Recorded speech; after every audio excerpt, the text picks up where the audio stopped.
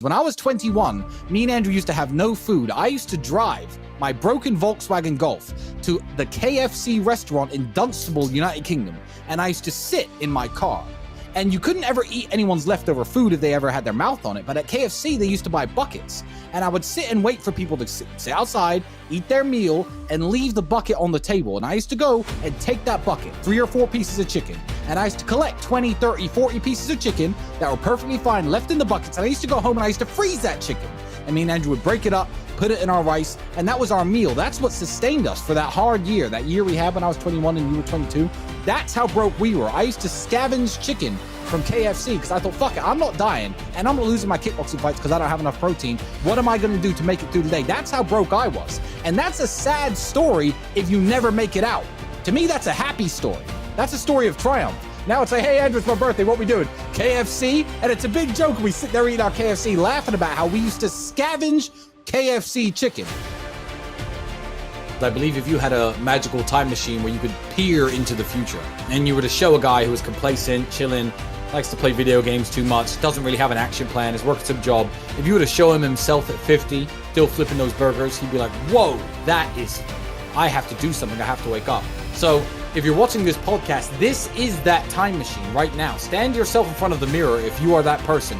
Imagine yourself 30 years older. Imagine yourself fat, out of shape, bags under your eyes, wrinkles on your skin, gray hair. Imagine that man exactly where you are today. And if you don't like it, do something to change it. How do I deal with grief is a question that I always find very complicated. So, as you know, I've had a similar situation happen in my life. What choice do you have, my friend? What do you mean? What happens if you don't deal with the grief? I don't understand. Are you going to kill yourself? Drink yourself into depression? Ruin your own life? You have no choice. You're on a train track. And you can either change the direction of the train that goes off a cliff, or you can keep it on the track. Time is going to still keep going on, and you are going to be sad. So are you going to be a sad winner, or are you going to be a sad loser? So you've labeled yourself as ADHD and said that that's the reason why you can't concentrate. I had a full medical exam 4 years ago, about 6 months after I retired the 2-time European kickboxing champion. After a full sports career, I had a medical exam. And because of a medical condition, which is called, you can look this up, pectus excavatum, is where my chest goes in. My chest is indented here. I only have 85 or 90% of the cardiac output that most people have. So my heart doesn't pump 100% of the blood it should around my body. Now imagine somebody had told me that when I was 11 or 12 years old and I was a weak-minded individual. I would have got tired in my first kickboxing session. I lost my first fight. I really did I lost my first 2 fights, ladies and gentlemen. After I lost my first fight, I could say, well, you know, reduced cardiac output. I haven't got the fitness for this. I quit. I didn't even know I had this condition. And for the record, and nobody knows this, Andrew is an asthmatic world champion. So don't label yourself as ADHD. I feel like these labels are enabling you to make excuses. Right. I didn't know about my slight medical condition until after my career had finished, and I used to whoop everyone's ass because I was fitter and stronger than them. Don't let ADHD be an excuse. People think that life is a game that you can complete. People think that you get to this point and boom, okay, goals accomplished. That's not the way life works.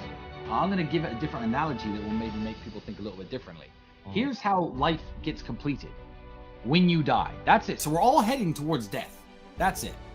I see life very much like a train that's on a set of tracks. Now, the ride is much smoother if the train stays on the tracks. That's it. My train is perfectly on track, and I'm heading in the same direction as everybody else, but I'm comfortable in my luxurious train car, having a nice smooth ride. I want to keep my train on track. That's it. I didn't go on vacation for 2.5 years. It was a straight money mission. And the thing is with money is once you realize you can generate these insane amounts, the hunger becomes real, and we got addicted to the money.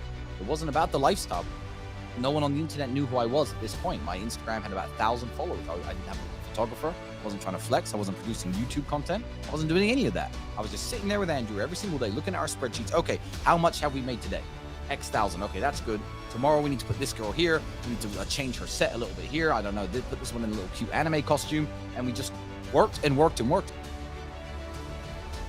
when people say, "Oh, do what you're passionate about, follow your passion." No, I would say do what you're good at, do what you're competent at, but don't necessarily. Do you think Aliko Dangote is Nigeria's richest man? He made his money in concrete. Who gives a fuck about concrete?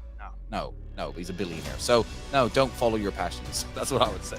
Because your passion might be one of those passions that just keeps people broke. But if you don't have the patience to put the work in to get what you want out of something, it's going to reflect negatively in every single aspect of your life, and you're doomed to be unhappy, and you are doomed to be a failure. Healthy body is a healthy mind. Get into shape. Try to look your best. Try to become more knowledgeable. Whether that be watching YouTube videos. Just try to understand the world better. Try to understand that you can't just walk through the world as a dork, because the things you desire don't come very freely to dorks. So look at the things you want from life, and look at who you are as a person, and think, how can I positively change myself to get the things that I want from life?